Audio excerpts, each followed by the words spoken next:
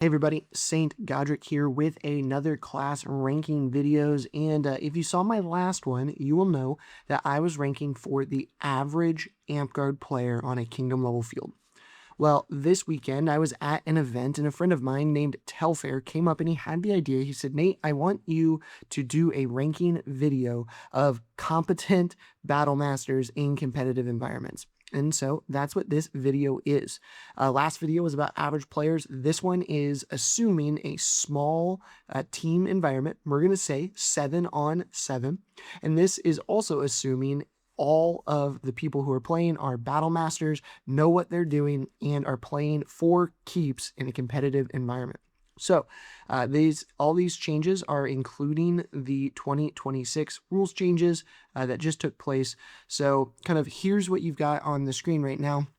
So 7-man team. I am going to give you my 7 ideal team members, and then everything else to replace those will kind of go through down the scale.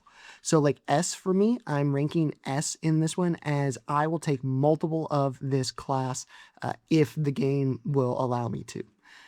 A are the classes that I'm definitely running. Probably just one, but I'm definitely running these classes in a 7-man environment. B tier classes are classes that, based on the game type, there is sometimes where I will substitute out one of my S or A tier for one of these classes in very specific environments in very specific games. C tier, these are the ones that I think there's better options. If something goes in C tier, I think that there's something else better, more optimal you can play. But these, if you play these classes, you're probably not losing the game for your team. They're still okay. There's something better, but they're not awful. And the D tier is the don't play these. Your team's going to be detrimentally affected if you play one of these. And then F tier, just throw this out there, that's still Mystic Monk, so we're not going to put it on here. So with that out of the way, let me get rid of this. So here is my starting team. Let me lock this real quick. Cool. Here is my starting team if I am playing a 7-man team. So S, if you remember, I want multiples of these. I want 2 Guardians and I want 2 Wizards. Wizards, I would most likely run 2 Battle Wizards, Battle Mage Wizards, one that is going to be full CC Dispel oriented, the other one which is going to be full offensive counter caster, who's going to be taking on the other team's best casters. I would probably put Warlock into like a C tier by itself. I would probably put Spellball Wizard into B tier by itself, situationally useful depending on the game, but most for Battle Mage in particular, going in S. Guardian right now, I think Guardian's the best class in the game. I think Imbue is busted. I would probably run a Flow Imbue and a Pole Imbue while Guardian, giving each of them a Tower Shield if needed. But these are going to be my main offensive pushers in this comp. So I'll have 2 Guardians, 2 Wizards, 1 base Warrior. I think it's great. 6 points of armor. Always been good. Got a recent buff in Shake It Off, if I recall. I'll run 1 healer, ideally a priest healer, potentially a necro priest healer, probably not warder. I think warder would fall more into the B tier, depends on the game, but priest and maybe necro priest definitely up here. And then I will run a druid as well. This druid, most of the time in these environments, will be a bow druid if they can play that, or a pole druid if we're doing that. Don't really need to go candy druid in small competitive environments. Most of the time, it's not really worth it to do that. But druid here, they're gonna be my main source of dispel. Gonna be throwing icy blasts. They are CC. Them and the healer kind of go back and forth, make sure that everyone is heal, mend, res, all of that. So this is my starting 7. So everything else that we have here, I am gauging on how impactful it will be to the game if I were to remove one of my starting 7 to put these in. Does that make sense? That is my ranking. So we will get to it. First up, we have base Paladin. I'm going to put base Paladin in C tier. I think Guardian is better in just about every way. I don't think you're losing the game if you are playing base Paladin, but there aren't very many situations where I need a base Paladin either over Guardian, so it goes in C tier. Inquisitor, Unfortunately, I enjoy Inquisitor. It's going in D tier. I just don't think you should ever play it right now. I think Guardian is better in just every way. Imbue is significantly better than Sacred Blades. There's just not a reason to be playing the Inquisitor Paladin right now, which is really sad because it was a really cool, fun game way to play the game. But then they just made Guardian overpowered for no reason. So I'm going to put it down in D tier. Next up, we have Base Monk. Base Monk is D tier as well. I don't think you should be playing it. If you want to play Base Monk, just play Guardian or Base Paladin. Even you get 4 points of armor in Base Paladin. You still get greater heal and greater res, which are better than what you get as Monk. You get Pro Mag over the ability to not get hit over or cast on as a Base Monk. I just think Base Paladin is better than Base Monk in 99% of scenarios, but even then, probably never going to use Base Monk in a competitive environment. Now, Medium Monk, though, I think you could. I think Medium Monk in certain environments, certain game modes, is decent. It's kind of a pseudo, like a backup healer. So for instance, in a world where I can only have one of each class, a Medium Monk might be useful here if I can't run a second healer. Or if my healer is running Warder and I'm going to be just spamming out enchants because that's what the game needs, Medium Monk can come in and be that secondary healer and could be useful there. So I don't think it's going to be used often, but I could see scenarios where Medium Monk is okay. Mystic Monk, we already talked about. Get it out of here. Not worth it. Don't play it. Worst class in the game by far. Even in competitive environments, it's not going to be good. Next up, we have Marauder. I'm going to put Marauder down here in D tier. I don't think you should play Marauder in competitive environments. I don't really see a reason for it at all. I think Base Warrior and even Juggernaut Warrior are better. I think you are actively hampering your team if you're playing Marauder in a competitive environment. I will put Juggernaut down here I'm going to put it in B tier, I guess. This one's hard. This one could go either way. The reason I'm going back and forth is I think it has situations where if you play it, I don't think your team is losing, which is why I have it in C tier. But I can't think of very many instances where I would rather have a Juggernaut Warrior over a Base Warrior. I'll put it here just because it is strong. So I'll put it in B tier. I think Juggernaut is good. I think Base Warrior is better. How about that? I'm not swapping those out. Next up, we have Base Scout. I'm going to put that down in C tier. I think there are things that do what it does better, but you're not going to lose your team the game if you play it.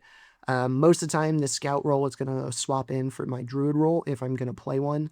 So if I need tracking for a specific thing, I'm probably going to still play a bow, which would go here. But for the most part, Druid gets roughly the same amount of armor and magic armor. The Druid can use the bow, Druid can use the pole. Dispels, Druid can do like pretty much everything a Scout can do. Base Scout, I'd rather have my Druid do and still get Icy Blast. So that's why it goes here in C tier. Next up, we get Hunter. Hunter is actually decent in this one. I think I guess Base Scout doesn't get the pole. Hunter would get the pole. But there are certain instances where I do think tracking is useful, where I do think there are game modes where I need a Scout on an objective, or I need the flexibility that a Scout can get. They're not too often, but if I need to play a Scout, I want Hunter. I don't think that it is super great, but sometimes we can use it. Next up, we have Apex Scout. I'm going to put Apex Scout down here. I don't find it useful at all. I think I'd rather you play Hunter or Base. Probably just play Hunter if you want to play Scout. I don't think Apex is that good. Next up, we have Bard. I'm putting Bard in B tier, situationally useful based on game modes. Certain game modes where it is capture the point or specific things where you need the Bard CC push, or if you're running a battery, like a battery Bard into the healer res for that game, you might replace the Druid with it. That's more of a large tier game than it is a small 7-on-7 game, so that's why it's in B tier for me. I'm not running a Bard in most situations, but there are some where it's useful. Base Barbarian, I'm going to throw that here in. Not very useful, but not detrimental either. If you want to play barbarian, I think you should just go play anti-paladin. I think it does everything barbarian does better, except for rage, which is just situationally useful. Raider and Berserker, I think, are terrible. I think are the worst two subclasses of anything in the game for any class in the game.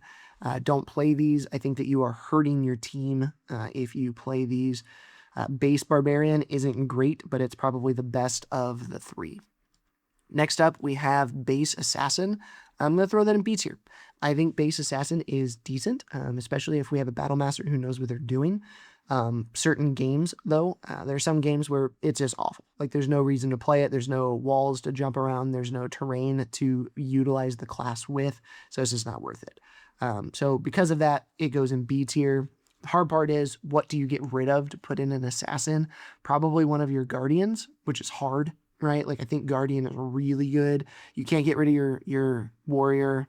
You probably can't get rid of your druid. So, like, what do you get rid of? It's got to be one of your S tier classes, which just makes it really, really hard. Next up is Rogue. This is the spellball throwy one. This is D tier for me. Not useful in a competitive environment. Actively hurting your team. Just it's not even with the buffs for this last one, it's not worth it. Spy, though, is going in B tier. I think I've seen some really good spies just on cycle being able to recharge their stuff and be able to jump in, get an objective, push off an objective, jump right out. Trickery with spy is much more useful. So still, I'm not good enough to drop one of my S or A tier consistently, but it's not bad. All right, now we get into the anti-paladins here. So for me, anti-paladin is going, or the corruptor is going in B tier, and it is my high B tier. I could very easily swap out a corruptor for a guardian or a corruptor for the warrior based on the game mode. I think corruptor is the best anti-paladin right now, and I know a lot of people say infernal, but I think corruptor is really good right now, and it just if you have a baller corruptor player, get rid of one of your guardians, and I'm okay with that, but not better than the top 7 in my opinion. Base AP I think is fine. I think it can go here in C tier. You're not losing the game, but you're probably not as good as playing corruptor or either of these two warriors. And then you get Infernal. I'm gonna put this one up here in B. This one's hard for me. I don't like Infernal. I don't think it's great. I'd rather have a Corruptor. But there is some instances where Infernal with the spell balls and the flame blade is useful in smaller map sizes and different things like that. I definitely think Corruptor is better. Like, Corruptor is like up here. But I'm okay with Infernal being in B tier. But I could see an argument for it dropping to C as well. And then next up, we get the archers. Base archer, for me, still a D tier class. I don't think it's super useful, even with considering it's going to be a battle master. Here's the thing. I don't know if I've gone into why I think archers are so bad. So I don't like that all of your spell points, all of your power are tied to your bow, or to your arrows. And most archers will have, even like the best archers might have a 50 to 70% success rate on hitting their people. So you're a good it's not like a point and click spell wall or a point and click verbal wizard or druid who would just get them off, right? So you have a lower rate. You have almost the same effects, right? Lightning bolt and destruction and all of those, almost the same effects, but you're getting them off less often. And then in competitive environments, in small fields where people are yelling and screaming, and there's going to be more armor prevalent than a normal game, a lot of people will take or won't even feel the arrow shot. So even if you're hitting only, call it 75% on the high end of your arrows, 50% of those probably won't even get taken because people don't feel them. And then out of those that are taken, because of the loud environment of a competitive thing, 50% of those might not take the destruction part of it. They might just take it as a normal arrow because they don't hear it, don't see it. And yes, you could go get a reeve. Yes, you could do all that. But like, is that worth it in the middle? Just because of all of that, I'm putting archer and really sniper. Sniper should be down in F if I had it in there too. Sniper's bad even in competitive environments. I don't like sniper. But I will say Artificer is pretty good.